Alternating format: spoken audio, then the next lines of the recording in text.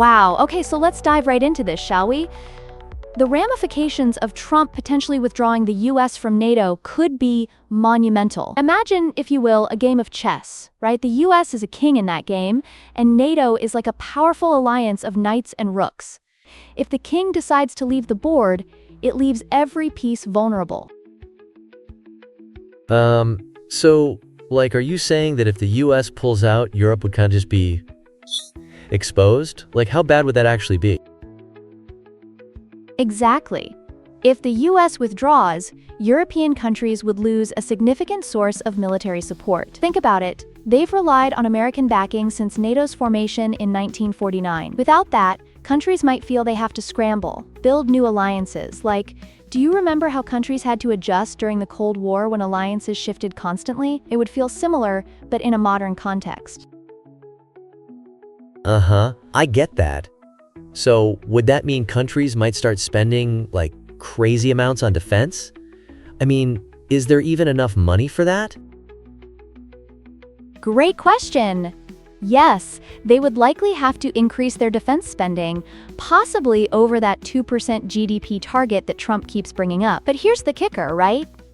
This spending isn't just about building weapons. It also means reallocating funds from things like healthcare or infrastructure. It's a huge balancing act.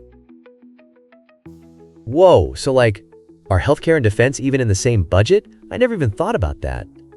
And, wouldn't it be tough for smaller countries? Totally. Countries like, say, Lithuania or Estonia don't have the same financial capabilities as larger nations like Germany or France. They could face some significant strain. And believe me, if they have to spend more on military instead of public services, it's going to cause serious public unrest. Think about how much an average citizen depends on those services. Right. It's kind of like, when a family decides to stop buying groceries to save money for, like, a shiny new car. Everyone ends up starving, right? But, what about the EU? Would they have to step up? Absolutely. The EU would need a stronger collective defense strategy. They might even try to form new military coalitions. But the challenge is managing the disparate interests and capabilities of member states. It's tough to coordinate. Ever tried getting a group of friends to agree on a restaurant? Multiply that by a nation or two. Haha, right. It's like herding cats. So would this mean Russia would, start flexing its muscles? Indeed, and that's a crucial point. With NATO weakened and the US pulling back, Russia would likely feel emboldened to assert itself. It could be like a lion sensing vulnerability in a herd of wildebeest. The threats could escalate, leading to heightened tensions and possibly even conflicts. Yikes. So we'd be back to Cold War vibes? That's kind of terrifying. And, speaking of economics, you mentioned the potential for a loss in GDP. Could you explain that a bit more? Sure. A diminished security commitment could lead to apprehension among investors. They love stability. If they feel the US is withdrawing its protective umbrella, they might pull out of investments in both the US and Europe. This loss of confidence can have a ripple effect on economies. It's like that first domino falling. Suddenly, you see a line of dominoes going down everywhere. Oh man, I can totally visualize that. So it's like not just military consequences, but economic chaos too?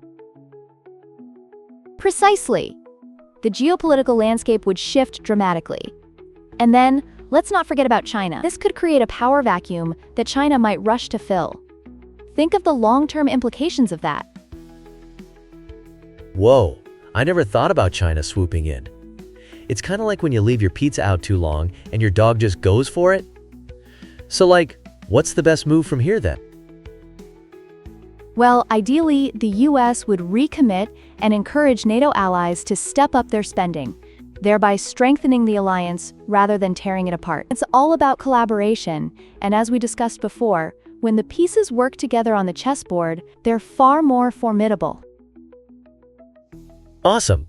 So the best defense is a good offense, or, togetherness? Exactly, togetherness.